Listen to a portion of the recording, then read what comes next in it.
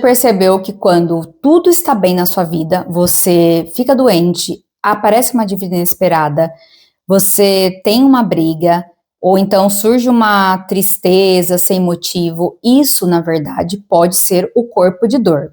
O corpo de dor é um conceito que está nesse livro aqui, O Poder do Agora, de Eckhart Tolle.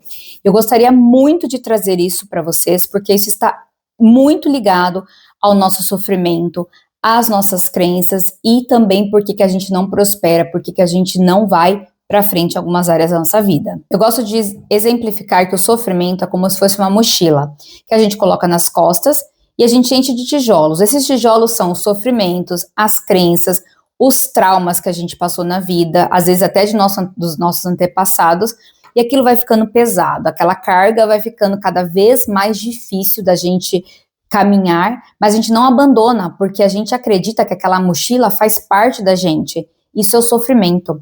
Isso também tem relação com o que o Dr. Joe Dispenza fala nos livros dele, sobre por que a gente fica viciado em sofrimento. Porque o nosso cérebro, ele vai liberando químicas, a gente está acostumado com aquilo, com aquela mochila. Então a gente não sabe andar sem a mochila. Então a gente vai liberando cada vez mais situações na nossa vida para que libere essa substância e alimente o nosso cérebro com aquela substância, com aquela química, aquele sofrimento que a gente já está acostumado. Nosso corpo, ele tem ao redor um campo eletromagnético. Vou deixar aqui a foto. Esse campo eletromagnético, quando nossos chakras, quando nós estamos vivendo com bem-estar, vivendo o nosso modo total, seguindo nossa intuição, ele funciona maravilhosamente bem, porque a energia está fluindo, e isso faz muito bem para os nossos sistemas, para a nossa vida, para as nossas ideias, nossa criatividade.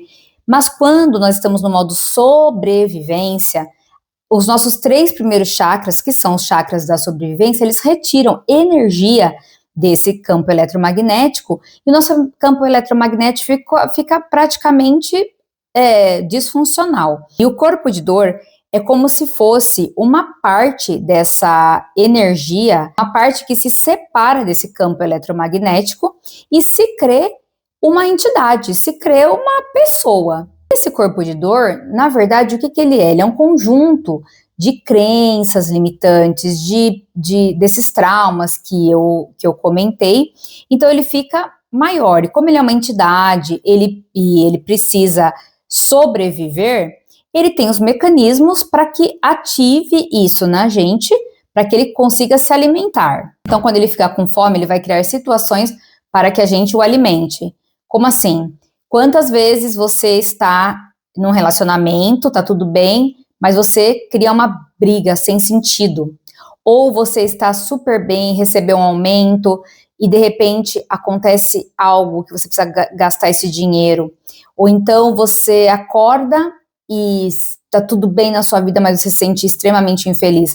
Eu já contei para vocês que antigamente, eu podia estar super feliz, viajando, passeando, mas eu tinha uma sensação dentro de mim que alguma coisa ia dar errado, que eu começava a querer ir embora, eu não conseguia aproveitar, não conseguia desfrutar, porque o meu corpo de dor, ele estava querendo se alimentar disso, do pânico, do medo, do sofrimento. Então, você vai percebendo que o corpo de dor, ele é uma entidade tão, tão poderosa, tão forte, que a gente não consegue raciocinar quando isso acontece. Então, quantas vezes está tudo bem, você explode com seus filhos, ou então você tem uma reação completamente inesperada. Eu já escutei autores falando que o corpo de dor, ele não fica só com a gente, ele contamina o campo eletromagnético das pessoas que convivem com você. Então, você pode ver uma pessoa que é negativa, uma pessoa que é para baixo, é impossível, porque se você está fragilizado, você entra na mesma frequência, e às vezes até a casa, as pessoas, elas começam a adoecer. Eu estou falando adoecer fisicamente mesmo, por conta desse corpo de dor.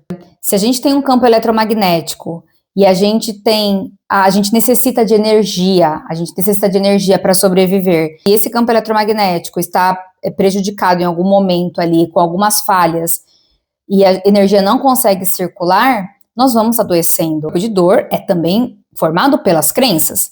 E o Bashar tem uma explicação muito boa sobre crenças. Ele diz que crenças positivas e crenças negativas, elas querem sobreviver, elas querem se manter vivas. Então, a crença positiva, por um lado, é fácil, porque ela fala a verdade sobre você. Então, é quando você acredita que você é merecedor, que tudo dá certo para você, que você é linda, que você é próspera, que você é poderoso, que você consegue tudo que você se propõe. Por outro lado, a crença negativa, ela tem que trabalhar dobrado, porque ela vai dizer para você coisas que são mentira sobre você. Então, ela vai jogar sujo mesmo. Ela vai falar, você não é merecedor, você não tem valor, você não tem autoconfiança, isso não é para você. Você nasceu pobre, você vai morrer pobre. Isso é difícil. Quer fazer essa viagem? Não. Ó, o que aconteceu com fulano? Ah, vai comprar um carro novo? E será que vai conseguir pagar? Quer largar esse trabalho e investir no seu próprio negócio? Vai trocar o certo pelo duvidoso? A crença negativa, ela usa ferramentas para que você acredite em tudo que ela está falando. Por exemplo, o medo. O medo é uma ferramenta da crença negativa. O corpo de dor, ele só sobrevive porque nós acreditamos nele. Imagina que você está andando na rua e estão gravando um filme e o diretor te chama e fala, vem cá, fulana, você pode fazer o papel da vítima? Ou vem cá, você pode fazer o papel do endividado? Você vai aqui fingir, você vai fazer o papel do infeliz no amor. Você vai fazer o papel aqui do que nada dá certo pra você, tá bom? Então tá, gravando, então você tá ali fazendo papel, ai, nada dá certo pra mim, ai meu Deus, só dívida, ai, nunca vou ser feliz mesmo, homem não presta, mulher é interesseira. Aí o diretor fala assim, corta, gravamos, ok. Todo mundo vai pra casa, recebe o cachê. Só que ao invés de você voltar a ser quem você é, você continua no papel. É isso que é o corpo de dor, é isso que é a identificação com seu falso eu. É isso que significa a identificação com a mente. Você não consegue ser quem você é, porque você, na sua cabeça, você é a vítima, você é o endividado, você vestiu esse personagem e você não quer soltar. Você está identificado com o seu corpo de dor. Mas a partir do momento que nós observamos, epa, eu não sou isso não. Eu não me valorizo? Não, eu me valorizo sim. Eu não mereço? Não, mereço sim. Isso vai perdendo a força, você vai deixando, você vai se tornando consciente, você vai observando. Porque a mente, ela não consegue ficar no presente. A mente, ela sempre está para funcionar, para ter o controle ou no passado ou no futuro. Então, se você está no presente ali consciente, quando você já está, o corpo de dor, ele dá sinais de despertar. Por exemplo, você começa a ficar impaciente, você começa a ficar irritado, você tem uma raiva, mas aí você começa, opa, peraí, por que eu tô me sentindo assim? Não, isso aqui tudo dá certo para mim, eu vou conseguir, isso aqui não sou eu não, isso daqui eu tô identificada ainda com isso, não, isso aqui não é para mim. Então você começa a colocar atenção nesse momento, ele vai perdendo a força, porque ele não quer morrer como as nossas crenças. E quando você foca no que é positivo, no bem-estar, você foca em você mesma, em melhorar, isso vai enfraquecendo. E é por isso que quando você começa um processo de terapia, você começa a fazer as meditações, você começa fazendo o Ho'oponopono, qualquer outra técnica, quantas vezes você fala assim, nossa gente, eu comecei a fazer isso, parece que minha vida piorou.